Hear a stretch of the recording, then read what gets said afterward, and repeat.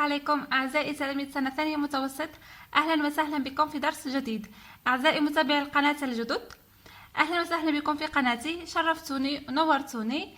لا تنسوا من فضلكم دعم القناة والضغط على زر الاشتراك، وكذلك الضغط على زر الإعجاب حتى تساهموا في دعم القناة و يعني نشرها حتى تعم الفائدة على الجميع إن شاء الله. تابعوا معي أعزائي التلاميذ. اليوم صفحة رقم 14. يعني هذا تكملة للدرس السابق. تابعوا معي. Je relis l'histoire Un bûcheron honnête, puis je réponds aux questions.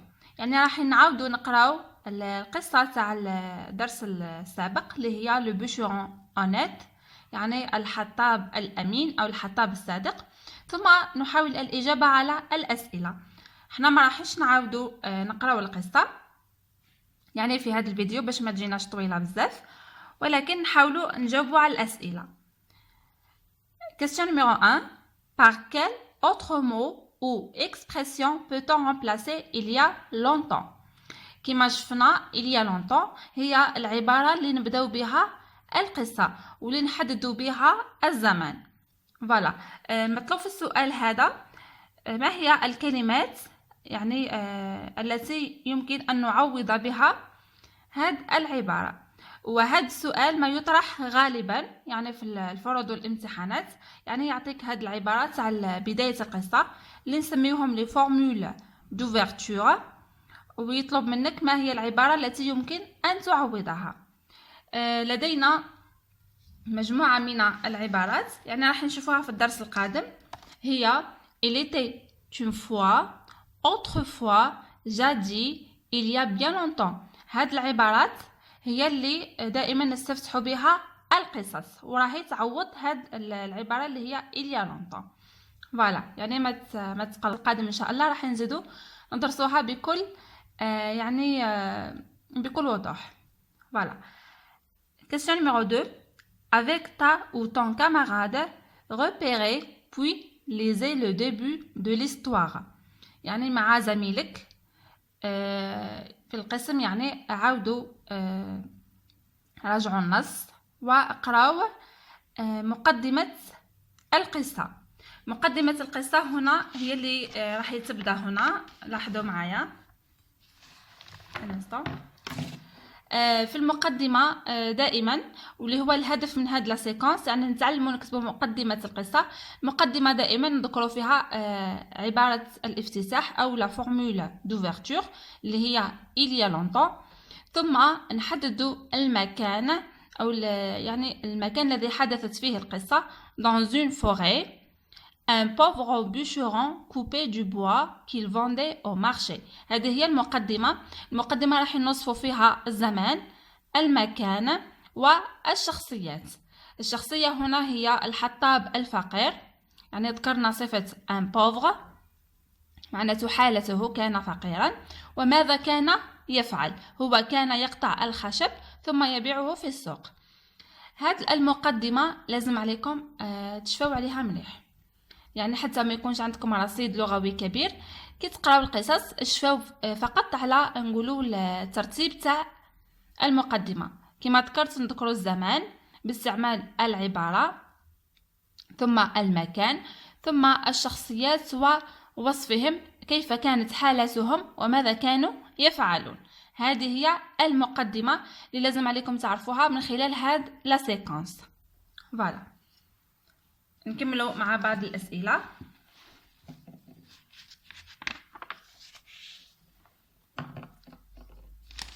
Question numéro 3.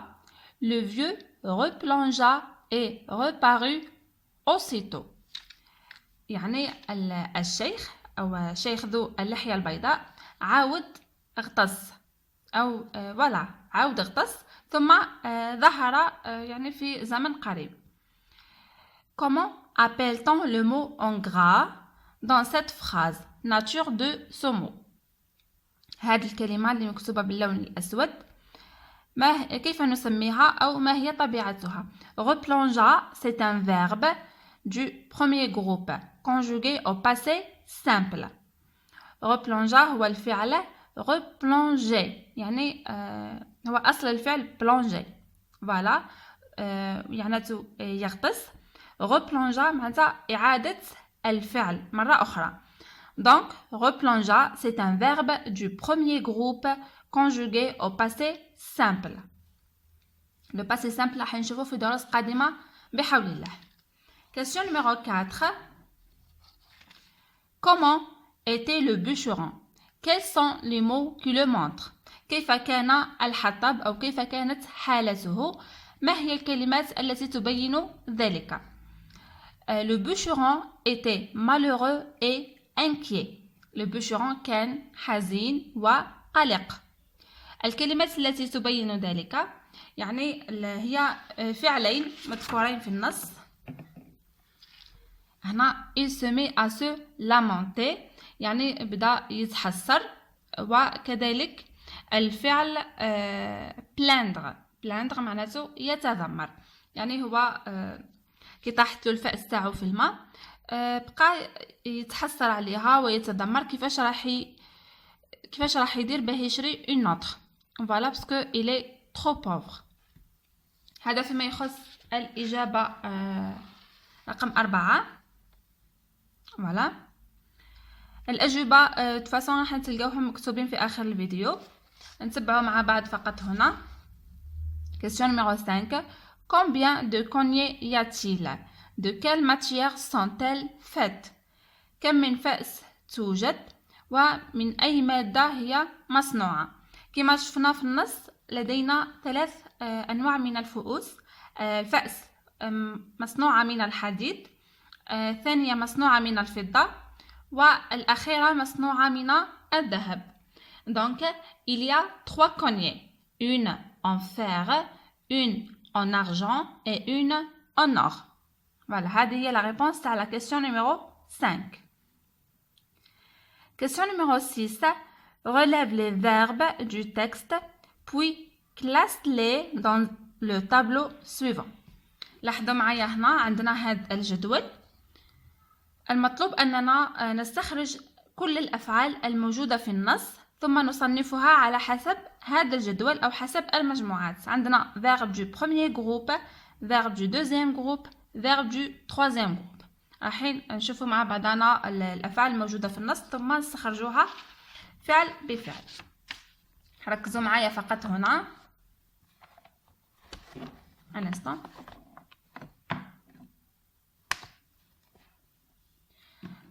Voilà. عندنا il y a longtemps. هنا عندنا le verbe avoir. هذه معناتها avoir. Dans une forêt, un pauvre bûcheron coupé, c'est le verbe couper. هذا مصرف في l'imparfait وهو un verbe du premier groupe, couper. Du bois qu'il vendait, معناتها c'est le verbe vendre. C'est un verbe du troisième groupe. Voilà. Un jour, sa cognée se détacha. Se détacha, c'est un verbe du premier groupe conjugué au passé simple. Du manche, plouf, elle tomba. Tomba, c'est le verbe tomber. C'est un verbe du premier groupe. Il se mit. Se mit, c'est un verbe du troisième groupe. Wahwa, le verbe se mettre. À se lamenter. Se lamenter, c'est un verbe du premier groupe. Cogner, ma vieille cogner, que vais-je faire? Voilà, maintenant c'est c'est le verbe aller. Faire, c'est le verbe faire. Tout à coup, surgir, c'est le verbe surgir. C'est un verbe du deuxième groupe. Aller, c'est un verbe du troisième groupe. Faire, c'est un verbe du troisième groupe. Surgir, c'est un verbe du deuxième groupe. Voilà. Surgir un petit vieux à barbe blanche. Qu'as-tu à te plaindre ainsi? Lui dit-il. A, c'est l'auxiliaire avoir. Te plaindre, c'est un verbe du troisième groupe. Dit, c'est le verbe dire. C'est un verbe du troisième groupe. J'ai perdu ma cognée. Perdu, c'est le verbe perdre. C'est un verbe du troisième groupe. Je suis trop pauvre.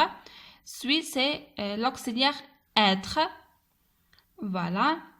C'est un verbe, c'est un auxiliaire, c'est du troisième groupe. Voilà. Pour acheter une autre. Acheter, c'est un verbe du premier groupe. Attends, je vais aller la chercher. Attends, c'est un verbe du troisième groupe, les rois attendre. Je vais aller, c'est le verbe aller, c'est un verbe du troisième groupe. عندنا chercher, c'est un verbe du premier groupe.